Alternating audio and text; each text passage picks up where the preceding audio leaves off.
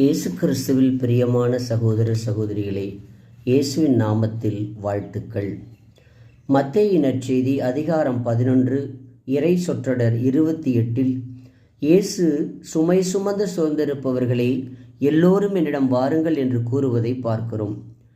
இயேசு எதை சுமைகள் என்று கூறுகிறார்? இயேசு குறிப்பிடும் சுமைகள் மதச்சடங்குகளின் கெடுபிடிகள், பாவத்தின் பாரம், பிரிவினைகள் மற்றும் உலகத்தின் கவலைகள் ஆகியவற்றை குறிக்கின்றன. மதச்சடங்குகளின் சுமைகள். சதுசேயர்களும் பரிசேயர்களும் மக்கள் மீது திணித்த சுமைகள் கடினமான ஒழுங்குமுறைகள்.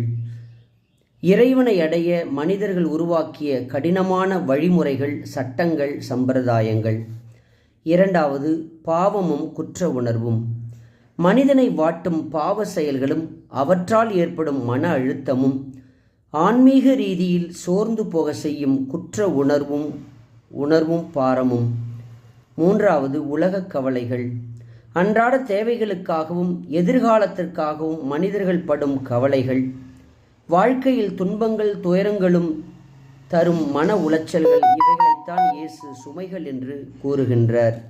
சரி, இதை யார் இறக்குவார்கள்? நாம் யாரிடம் இதை சொல்ல முடியும்? எனக்கு தெரிந்த ஒரு அருட்தந்தை உள்ளார். அவர் பங்கிலே பல பிரச்சனைகள், இன்னல்கள், போராட்டங்கள், வேதனை தரும் நிகழ்வுகள். இவைகள் நேரும் பொழுதெல்லாம் அவர் சோர்ந்து போனதை நான் ஒருபொழுதும் பார்த்ததே இல்லை, கவலைப்பட்டதை பார்த்ததே இல்லை. என்றும் எப்பொழுதும் புன்முறுவலுடனும் சிரித்த முகத்துடனுமே இருப்பார். நான் அவரிடம் காரணம் கேட்டபொழுது அவர் கூறிய பதில், நற்கருணை நாதரை தினமும் பல மணி நேரம் சந்தித்து என் சுமைகளையெல்லாம், என் சோகங்களையெல்லாம் அவரிடம் சொல்லிவிட்டு வந்து விடுவேன்.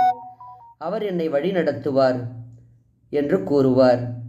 ஆகவே தான் இன்று எல்லா ஆலயங்களிலும் ஆராதனை கூடங்கள் அமைத்து நமது சுமைகளை இறக்க இயேசு அங்கே காத்து கொண்டிருக்கிறார். ஒவ்வொரு நாளும் நாம் நற்கருணை நாதரை சந்தித்து அவரிடத்தில் பேசி, அவர் நம்மோடு பேசுகின்ற பொழுது நம் சுமைகளை நாம் அவரிடம் இறக்கி வைப்போம். ஏனெனில் நம் சுமைகளை எல்லாம் தாங்க இயேசு காத்திருக்கிறார். இருகரம் விரித்தவராய், இதயத்தை திறந்தவராய், என் மகனே, என் மகளே, என்னிடம் வா, உனக்கு நான் இளைப்பாறுதல் அளிப்பேன் என்று இயேசு இருகரம் விரித்து காத்திருக்கிறார்.